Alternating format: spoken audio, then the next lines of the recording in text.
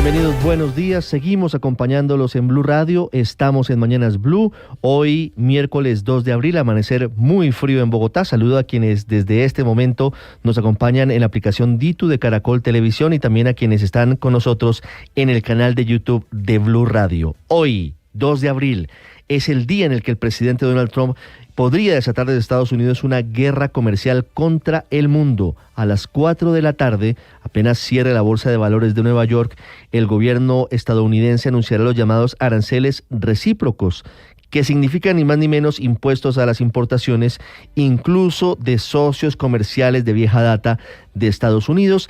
La Casa Blanca empezó analizando un arancel fijo del 20% sobre todas las importaciones para recaudar $6 billones al año.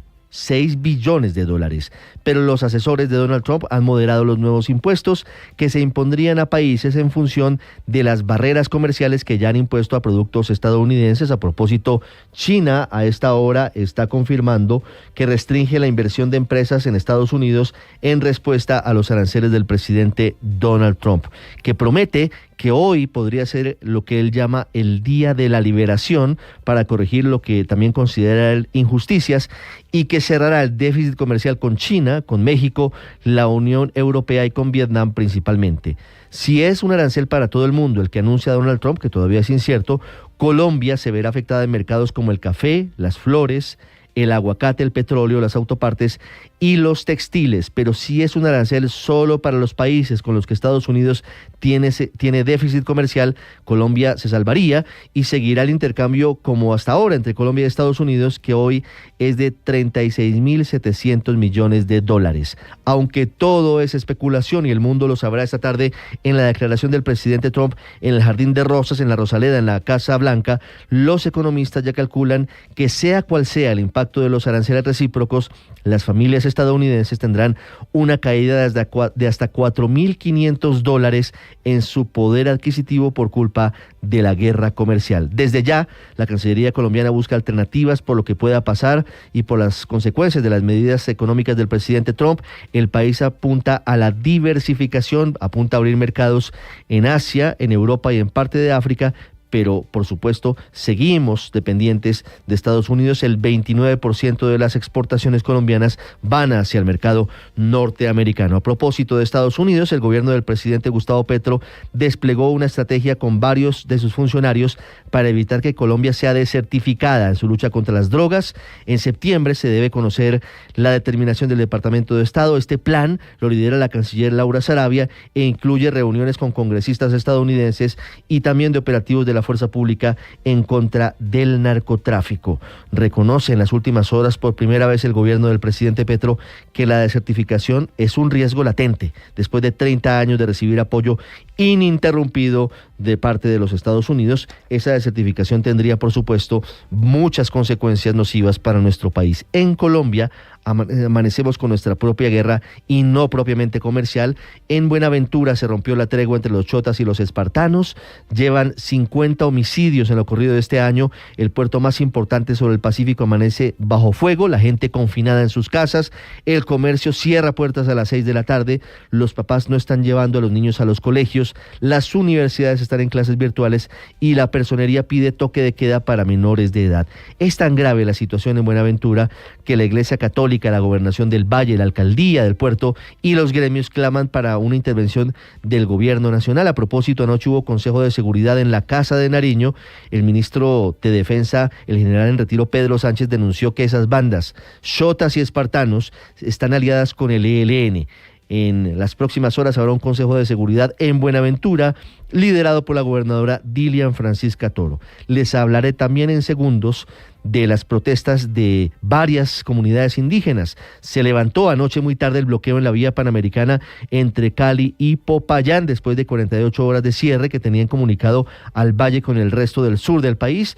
Sin embargo, permanecen las protestas indígenas en Bogotá. Hay más de 1.800 indígenas de Cauca y Nariño que amanecen por segundo día en la Plaza de Bolívar. Dicen que no se van hasta tanto tengan una reunión con el presidente Gustavo Petro, mientras siguen los bloqueos de otros grupos indígenas en 2 campos petroleros, en Puerto Gaitán, en el Meta, en Campo Rubiales y en Caño Sur. La producción petrolera está paralizada y en uno de los campos están confinados los trabajadores a los que no dejan salir de la planta. Y amanecemos con un grave accidente de tránsito en carreteras de Antioquia. Un camión que transportaba acero en la ruta Buenaventura-Guarne se estrelló en el municipio de La Pintada. En la tractomula iban 6 polizones, 5 murieron en el accidente, entre ellos 2 niños y una mujer, todos de una misma familia. Y les hablaré en minutos de la crisis de la salud. El gobierno ordena auditorías a las clínicas y hospitales que están cerrando servicios, clínicas en Bucaramanga, en Medellín, también en Cali, y la clínica de Occidente de Bogotá, que anunció el cierre de servicios de obstetricia y neonatología del próximo 21 de abril. La clínica está aclarando que no cierra por las deudas únicamente, sino porque cada vez son menos los partos y bebés que atiende. Hay cifras del Consejo de la Judicatura, cerca del 30%. 3 de cada 10 tutelas que se interponen en Colombia buscan garantizar derechos a la salud, y hablaremos de la posibilidad de que se discuta en la Comisión Séptima del Senado justamente la reforma a la salud del gobierno Petro en las próximas semanas. Se anunció que finalmente el texto de la reforma fue enviado del Senado, de la Cámara al Senado de la República. Hablaremos de la polémica de la aprobación en segundo debate de un proyecto de ley que prohíbe la mutilación genital femenina, una práctica que increíblemente todavía viven niñas, sobre todo en comunidades indígenas como la Embera, en medio de una agria discusión que tuvo como protagonista la representante Jennifer Pedraza. Hablaremos de la muerte de una de las leyendas del cine, Val Kilmer, y hablaremos de los equipos colombianos en torneos internacionales, del Bucaramanga que empató 3-3 con Colo-Colo de Chile, y en Copa Sudamericana Once Caldas perdió ante Fluminense de Brasil, y esta noche debuta el América de Cali contra el Racing en Montevideo, en Uruguay, al igual que Atlético Nacional, que tiene partido en ese mismo país. Como siempre, es un gusto acompañarlos. Son las 6 de la mañana y 7 minutos. Hoy es el Día Mundial de la Conciencia sobre el Autismo. Hoy se cumplen 20 años de la muerte de San Juan Pablo II, el Papa Viajero. Hace ya 2 décadas, un día como hoy, falleció Karol Wojtyła, el Papa polaco, que fue una de las figuras más importantes del siglo XX y que tuvo un importante peso político, además del religioso. Fue uno de los responsables de la caída de la cortina del hierro, de la caída del comunismo a finales de los 80. Como siempre, un gusto acompañarlos, 6-8 minutos. Vamos a continuación con lo más importante en el resumen en Mañanas Blue. What we're going to be doing is a 25% tariff on all cars that are not made in the United States. If they're made in the United States, there's absolutely no tariff. Está previsto que el presidente de Estados Unidos, Donald Trump, anuncie una andanada de aranceles mucho más amplia este miércoles tras el cierre de la Bolsa de Valores de Wall Street, según señaló este martes la Casa Blanca. Básicamente hay 2 alternativas que estudia la Casa Blanca según lo que ha trascendido. La primera, aranceles generales para todos los países, para todos los productos del 20%. Esto naturalmente tendría efectos sobre Colombia, si esa es la alternativa que deciden. Y la otra es enfocarse en ya propiamente los aranceles recíprocos hacia aquellos países que Estados Unidos considera se han aprovechado comercialmente de ellos. Son aquellos países con los que Estados Unidos tiene déficit comercial. El vicecanciller colombiano Daniel Ávila. Pese a que Estados Unidos es un socio estratégico y principal con el cual seguimos trabajando, también nosotros seguimos trabajando con toda la comunidad de países. Estamos trabajando con Asia, estamos trabajando con Europa. En el marco de la estrategia África, igualmente seguimos nosotros dando resultados para ver cómo penetramos esos mercados igualmente y generar oportunidades de empleo aquí en lo local. Un grave accidente de tránsito ocurrió en carreteras de Antioquia, dejó 5 personas muertas, entre ellas 2 menores de edad. Los hechos ocurrieron exactamente en la vía La Pintada Medellín, en el kilómetro 49 más 245, sector El Comino. A un tractocamión que transportaba bobinas de acero cubriendo la ruta Buenaventura-Guarne se le soltó una de las bobinas y ocasionó la tragedia. A esta hora hay paso restringido en la vía Medellín que conduce al occidente colombiano. Buenaventura hoy, el año pasado todos veníamos muy felices porque logramos reducir el homicidio, la extorsión, pero este año 2025 Estamos volados. Buenaventura está sitiada por el miedo. Este año ya son 48 asesinatos, la mitad de ellos solo en el último mes. En medio de la angustia, la comunidad y la iglesia piden una nueva tregua entre las bandas criminales que logre frenar el derramamiento de sangre. Monseñor Rubén Darío Jaramillo, obispo de Buenaventura. Que se vuelva a restablecer las treguas, que volvamos nosotros a lo que traíamos, que era unas conversaciones en medio de ya un tiempo más tranquilo. Agobiados por esa guerra, la gente no ha tenido más remedio que confinarse en sus casas. Luz Estela Suárez, directora de la Cámara de Comercio de Buenaventura. Tenemos alrededor de más de 250 negocios que se han cerrado y las jornadas laborales de las empresas han tenido que reducir su jornada. Tras un Consejo de Seguridad extraordinario al que asistió la cúpula, los ministros de Justicia, Interior y Defensa, el jefe de esta cartera, el general en retiro Pedro Sánchez, anunció acciones de desmantelamiento y corresponden a una estrategia. Frente a este pico de violencia, pues se incrementa aún más esta capacidad operativa. Debido a los bloqueos en los campos petroleros Caño Sur y Campo Rubiales en Puerto Gaitán Meta por comunidades indígenas que se ubican en al menos 8 puntos, las autoridades solicitaron al alcalde César Pérez la instalación urgente de un puesto de mando unificado. Sin embargo, este no se ha realizado a pesar de la urgencia. Al respecto, el coronel Norman Gómez, comandante de la policía del Meta. A la fecha de hoy se tienen 8 manifestaciones públicas intermitentes por parte de esas comunidades, de lo cual ya se atendió un PMU que se solicitó a la autoridad municipal con todos los entes de control, a lo cual se está a la espera de la decisión de este PMU por parte de la autoridad administrativa. Tras una mesa de diálogo entre las comunidades indígenas y los representantes del Ministerio de Vivienda en el punto del bloqueo en el departamento del Cauca, se logró un acuerdo según un trino publicado por el gobernador de ese departamento, Octavio Guzmán. En la publicación escribió: se levanta el bloqueo en la vía panamericana. Siempre hemos dicho que el diálogo es el camino. Los bloqueos no pueden seguir siendo la forma de tramitar peticiones en un departamento que requiere confianza y acuerdos reales. El Cauca necesita seguir su rumbo sin más interrupciones, fue lo que dijo el mandatario. Sin embargo, a esta hora realizan algunas labores de limpieza en la vía para que los vehículos puedan transitar por el sector. Se cumplió la segunda noche de los más de 1.800 indígenas que llegaron a la Plaza de Bolívar en Bogotá, provenientes de Cauca y de Nariño. Le están pidiendo al gobierno nacional que se cumplan las promesas que les hicieron cuando el presidente Gustavo Petro en campaña llegó hasta sus territorios. Edwin Rivera es consejero mayor de las comunidades indígenas de Nariño. Al momento no hemos tenido atención, los ministerios prácticamente no nos han sentado tampoco una mesa de diálogo y estamos a la espera a ver de qué es lo que sucede. Si hasta en horas de la tarde no tenemos una respuesta confiable para nuestras pretensiones, pues ya tendremos que organizar y tomar decisiones con las autoridades.